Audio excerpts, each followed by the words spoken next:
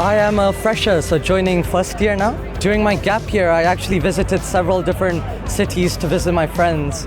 But Bristol especially, I would say it's been one of the most welcoming experiences. I've been looking down the little nooks and crannies, there's all these little alleyways, so there's some really cool shops that I've seen. It's such a nice city to explore.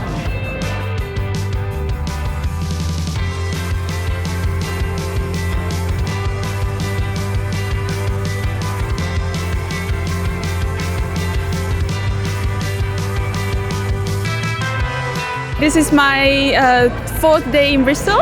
I come from Italy and I really love it. The people are very friendly. So yeah, I've met a lot of friends here.